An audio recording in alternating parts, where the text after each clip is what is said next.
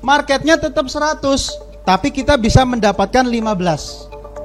Marketnya tetap 100, kita bisa mendapatkan 20. Kita bisa mendapatkan 30. Itu namanya marketnya stuck atau bahkan turun, tapi market share kita naik. Maka yang seperti ini namanya cash cow. Namanya apa, Pak? Cash cow.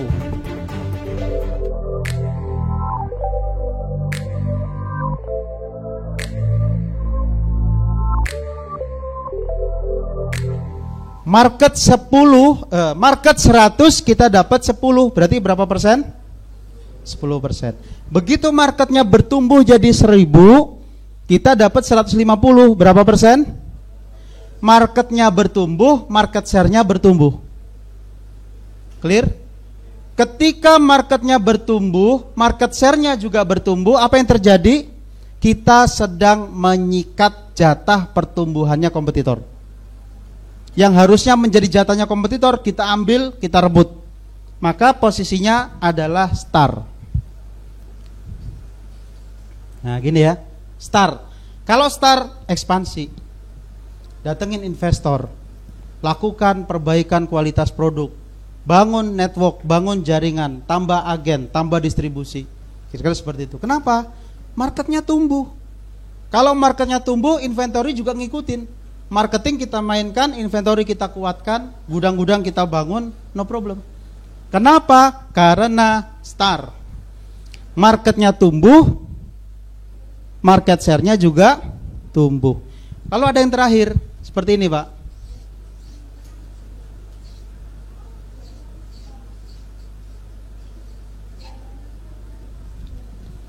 Bisnis kita tumbuh gak? Tumbuh. Tapi perhatikan, ketika marketnya 100, kita mampu mendapatkan 10. Begitu marketnya jadi 1000, kita dapat 90. Tumbuh gak kita? Tapi tumbuhnya dengan tanda tanya. Why? Kenapa kok jatah pertumbuhan kita disikat sama kompetitor kita? Karena why, maka timbul pertanyaan, apakah kita kompetitif di situ? Apakah kita bisa bertarung mendapatkan jatah market kita? Apakah kita mampu bersaing agar bisa bergeser menjadi star? Kalau tidak, maka kita berpikir untuk ke sini, ya, keluar dari bisnis tersebut, karena potensinya akan makin, kita akan terdesak terus. Atau kita berjuang agar ke sini. Nah, jadi ini namanya Boston Metric. Pernah pakai gini, Pak, dalam analisa marketnya, analisa market share-nya, kayak gitu? Pernah? Ada yang pernah? Ada yang pernah pakai? Nah, di sini nanti kaitannya kita bicara dengan yang namanya ENSOF. ENSOF itu begini, Pak. Saya asalnya ngomong ENSOF itu unsoft. Terus ada tim saya ngetik, Pak, yang unsoft, tulisannya UNSOFT gitu. Saya bingung, UNSOFT itu apaan gitu. Itu loh, Pak, yang new product, new market kayak gitu. Oh, ternyata itu ENSOF. Jadi cara ngomongnya saya keliru. Yang benar ENSOF. Ini juga sama. Gini ya.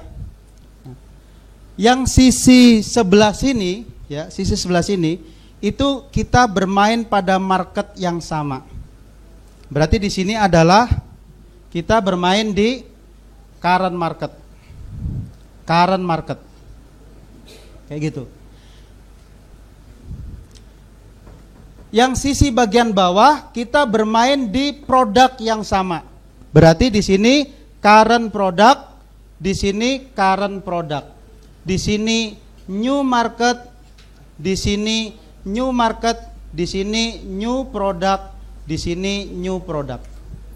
Ini namanya ENSOF. Inventory management juga harus memperhatikan ini. Ketika kita bicara tentang current market, current product, berarti kita bermain di market yang sama, kita bermain dengan produk yang sama, berarti kita melakukan yang namanya penetrasi. Penetrasi berarti kita gimana caranya meningkatkan market share di market yang sudah ada selama ini. Berarti produk kita juga harus ngikutin riset kita, developing produk kita, kita harus ikutin. Bukan pada produk yang baru, tapi pada produk yang sama. Mesin-mesin kita juga harus ngikutin. Karena kita akan melakukan penetrasi. Jadi yang di sini namanya penetrasi. Lalu kemudian di sini kita bisa mengenal new market, current product. Produknya sama, tapi kita masukkan ke market yang baru. Misalnya hari ini marketnya adalah mahasiswa, besok kita masuk ke anak muda, ke remaja masjid, ke warga kampung dan lain sebagainya. Marketnya baru tapi produknya sama. Ini disebut dengan market development. Market development. Kita membangun market baru. Bagaimana ketika market size-nya nggak besar, Pak? Bikin marketnya sendiri. Kita create market kita sendiri. Sehingga marketnya jadi tetap tumbuh membesar. Yang berikutnya lagi adalah ketika current marketnya sama tapi produknya baru. Berarti namanya product development. Product development. Berarti orang R&D, orang produksi harus memperhatikan apa yang menjadi new product untuk masuk ke dalam market yang sama, namanya menjadi product development. Yang di sini new product, new market. New market, new product. Produknya beda, marketnya beda. Maka namanya adalah diferensiasi. Ini untuk pertumbuhan. Dan ini sangat terkait dengan kekuatan inventory yang ada di bisnis Bapak Ibu. Untuk hitung-hitungannya, untuk teknis manajemennya, prosesnya lebih lama, butuh diskusi lebih jauh. Nanti Mas Danar akan bantu ya, kita bikin grup diskusi untuk urusan inventory. Yang berminat gabung nanti di arrange sama Mas Danar, kita discuss di situ. Free ya, free nggak? Aku lancang. Free nggak? Free. Ya. Tiwas ngomong, dadak panitiane ngomong, oh enggak Pak, bayar.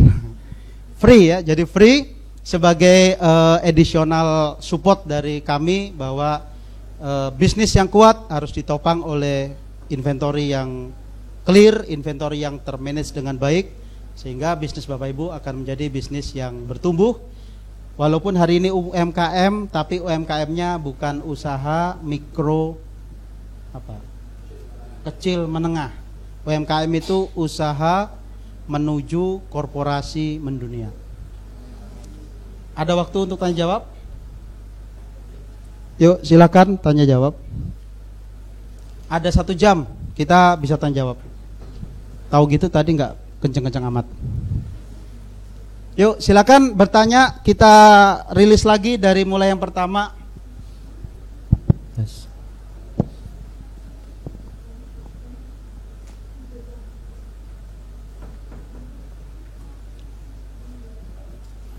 Dalam bisnis distribusi ada komponen yang namanya nilai nilai kompensasi atas ke destock tadi. Jadi misalnya kita punya rencana untuk distribusi produk A, destocknya itu akan berapa, itu sudah dihitung sejak awal Bu. Andaikan destocknya itu melebihi dari angka yang sudah kita tentukan, maka berarti potensi performa kita rendah. Andaikan destocknya ternyata lebih kecil daripada nilai toleransi yang kita tentukan, maka berarti performa bisnis kita lebih bagus. Tapi pastikan setiap produk kita estimasi berapa persen nggak lakunya.